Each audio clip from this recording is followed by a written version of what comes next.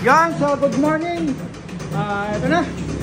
Umpisahan na natin ang pagwasak-wasak dito sa Aerox natin. So bali yan, tinulak lang namin to ni Boss Jun. Yan, mula sa bahay. So alam nyo na gagawin natin dito. Wala nang patumpik-tumpik pa. Wasakin na kagad yan. Iya. So, mga plastic, hindi natin tatanggal. Tanggalin na natin yan mamaya. So kakalasin na natin yan. So ipapakita ko muna sa inyo yung mga parts na gagamitin dyan para may idea rin kayo. So yun ang umpisa na natin. Kinakalas na. So bali sa mga nagtatanong kung available pa yung mga parts ng kakala nito. Nito. Puta, nabibisaya na ako. So ECU, lahat yan sold na. Pati tambucho. Ang natitira na lang dyan, mags, shock na to.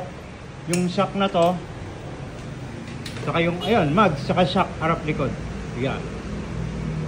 So sa panggilid, yung torque drive, hindi ko inalis kasi ipapahasa natin kay kay Brian Brian Speed Shop. Yan. So huhugutin na lang yan, then biyakin na rin natin.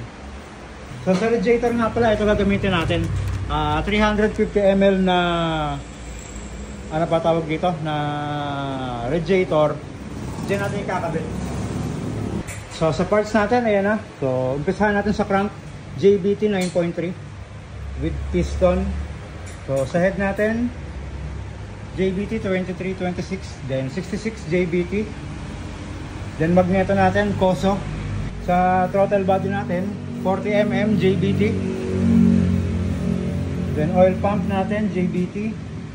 Tensioner, JBT, SWR. Then triple injector on settings natin dyan. Ayan.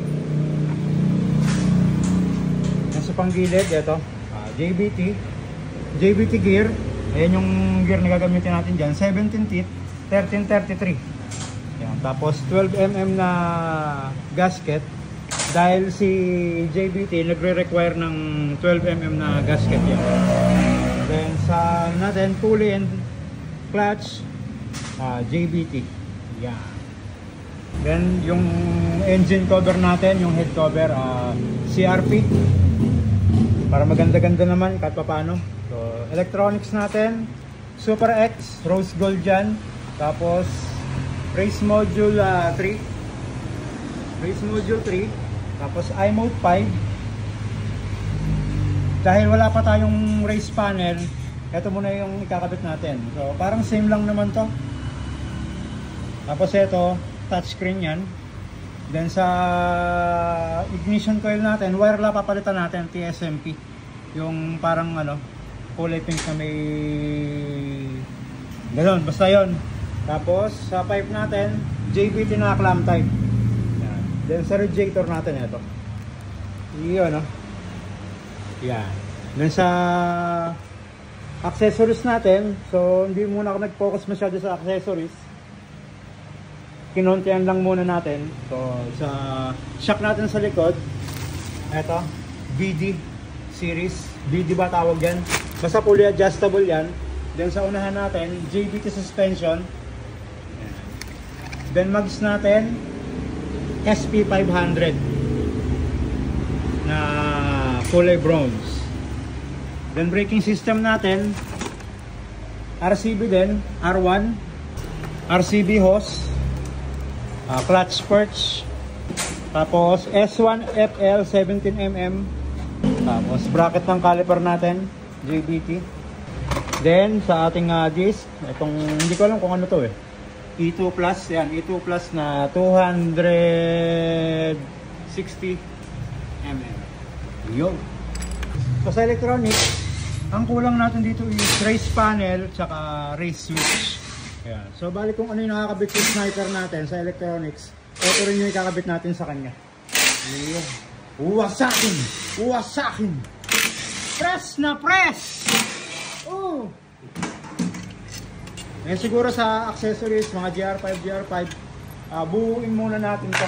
Kompletuhin muna natin, tsaka tayo mag-focus sa mga tornilyo. Madali na kasi yan. Ayan. Ayan, no? Nakita, no?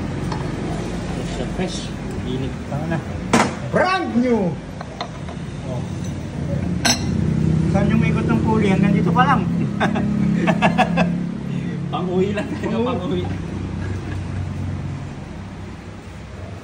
Le, sa ano to? Sa planta to, pinaandar sa planta to.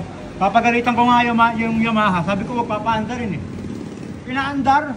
Tarantadong Yamaha yan. Pinaandar yung motor ko. Sabi nung huwag papaandar, kakalasin ko eh.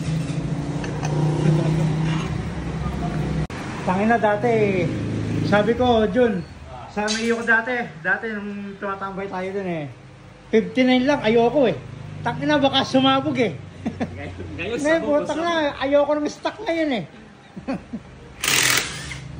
Pero dati, totoo yun, nung nakamiyo pa kami dati, sila kargado, tapos ako, stock pa nun, ayoko pang magkarga. Ang uso pa lang nun is 58.5 na black, no? Yung mga steel bore. So, ayoko pang magkarga nun. Pinilit lang ako ng mga to. So, ito si Jun, matagal ko nang kasama. Wala pang boy tampal. Boy Yamaha pa lang nun, no? Boy Yamaha pa lang nun. Kasi nung mga panahon na yon, nagtatrabaho ako sa Yamaha nun.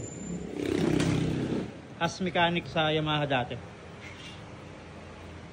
Siyempre, alam ko lang standard. Ayoko nung karga. Mali yun. Sa paningin ko. Nagpapatang na, dumigma. Tapos ako, stuck.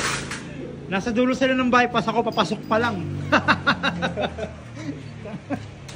Eh, siyempre ngayon, na, yung kinamumuhuian natin yung stuck na yun. Para akong masuso kapag, stuck! So yun, ready to hugot na. Pagkatanggal na natin lahat ang kailangan tanggalin. Kasi yung tapalodo nito baka hindi ko na ibalik. So bibili na lang tayo ng ano, yung kinakabit dito kung kanino pwedeng bumili. So pwede nang hugutin to.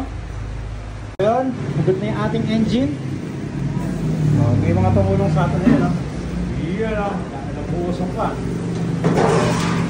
Uusok-usok pa. Alam niyo na to. Baklasin na yan.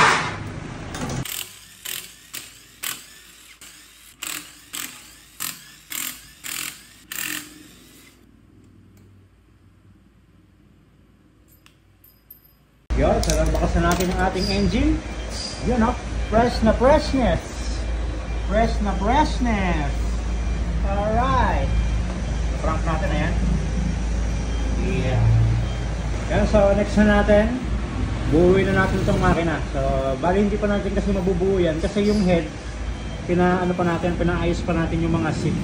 Yeah. So, may coating modification tayo sa head nito. Kaya hindi pa natin siya mabubuo ngayon. Alright, so next tayo, buuan na. Alright!